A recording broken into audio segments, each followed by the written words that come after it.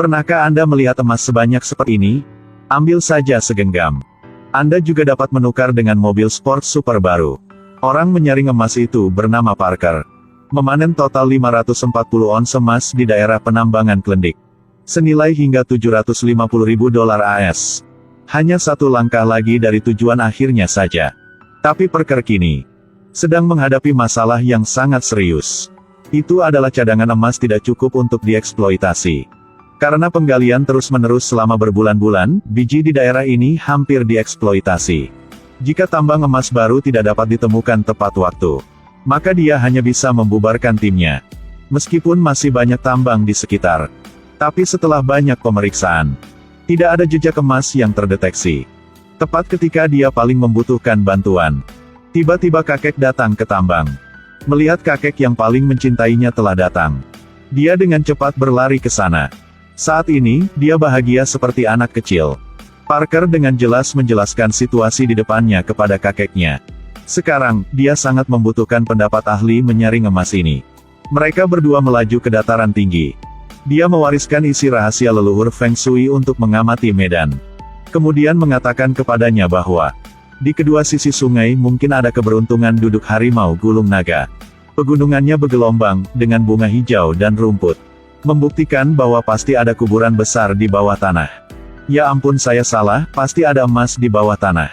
Mendengar kakek mengatakan itu, dia juga tampaknya agak lega. Dia secara pribadi pergi ke tepi sungai untuk mengamati medan. Memang benar bahwa tidak tahu jika tidak melihatnya, tetapi begitu melihatnya, akan benar-benar tersesat. Ini benar-benar seperti yang dikatakan kakek. Daerah ini memiliki timur tinggi dan barat rendah. Ketika sirkuit sungai bergerak sepanjang kurva, aliran air yang mendekati tikungan akan mengalir cukup lambat. Dan partikel emas yang lebih berat akan terpengaruh oleh arus air dan tenggelam ke dasar sungai.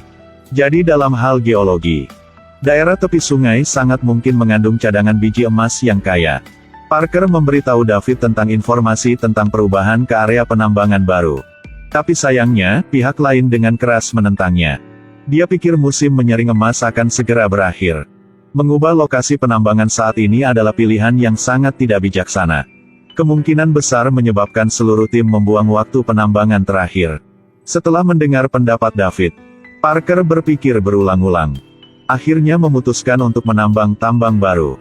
Tetapi kali ini, dia tidak memilih cara untuk pindah tempat. Tetapi mengendarai ekskavator sendirian untuk menjelajahi tempat itu dulu. Jika tidak ada panen, masih bisa disesuaikan rencananya. Dia sedang mengendarai ekskavator dengan tonase hingga 78 ton. Dia mengendalikan mesin untuk membersihkan kekacauan di sekitar area baru. Kemudian dia membawa pasir yang dia gali ke tepi sungai untuk menyaring. Ini benar-benar seperti telah terduga. Daerah ini benar-benar mengandung banyak emas. Jika eksploitasinya menguntungkan, kemungkinan besar situasi saat ini akan berubah. Dia kembali ke tambang dan mengumpulkan semua pekerja. Lalu sampaikan perintah bahwa meskipun bisa agak berisiko, tapi dia masih memutuskan untuk bertaruh. Apakah mungkin untuk menyelesaikan tujuan sebelum menyaring emas berakhir? Juga tergantung pada area penambangan baru ini. Menghabiskan beberapa jam melakukan pekerjaan persiapan. Semua mesin dan peralatan telah dipasang. Seluruh tim akhirnya mulai menambang biji. Dia diharuskan untuk menambang setidaknya 20 ons emas dari dalam 1000 token biji. Hanya dengan begitu ia dapat membuktikan nilai area tambang ini. Untuk mempercepat proses, Chris mengubah kecepatan sabuk mesin cuci menjadi 150 kode per jam. Pelet biji terus-menerus diangkut ke tangki penyaring. Menghabiskan sore hari dengan kerja keras. Parker mematikan semua mesin. Bersiap untuk mulai mengumpulkan emas. Partikel emas terlihat dengan mata telanjang di tangki penyimpanan. Membuat semua orang sangat bersemangat. Ini juga membuktikan bahwa menjelajah ke tambang baru masih memiliki panen yang cukup besar. Dia membawa emas yang dia kumpulkan kembali ke kam untuk dikeringkan. Pak Mike dengan jenggot keriting juga datang tepat waktu untuk berbagi. Parker akan menggunakan emas kering ini di nampan dan meletakkannya di timbangan. Hasil akhir menunjukkan emas seberat 51,7 ons. Senilainya sekitar $70.000 AS. Hanya menggunakan waktu sore hari. Telah bisa menyaring begitu banyak emas. Itu juga bisa dianggap sangat bagus. Itu juga bisa dianggap sangat bagus. Tapi Mike di sebelahnya telah berhenti melakukannya, membidik Parker dan memarahinya. Dia berpikir sedikit emas seperti itu. Pada dasarnya tidak sepadan untuk dia pergi ke sana. Pada dasarnya tidak sepadan untuk dia pergi ke sana. Setelah mengatakan itu, dia berbalik dan pergi. Dan Parker di sini juga marah sampai batasnya. Untuk menutupi mulut Mike tua itu, dia menuangkan 120 ons emas ke dalam ember dan memberikan semuanya untuk dia. Membayar seluruh sewa tambang dulu.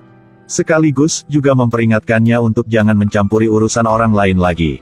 Mike melihat emas seperti melihat ibunya telah kembali dari pasar. Dia membawa senyum bahagia ke mobil dan pergi. Dan bagi Parker, meskipun dia telah membeli kebebasan penuh untuk menambang tambang, tapi juga harus mengeluarkan banyak uang. Selanjutnya dia harus bekerja lebih keras. Hanya bisa mendapatkan kembali emas yang telah hilang.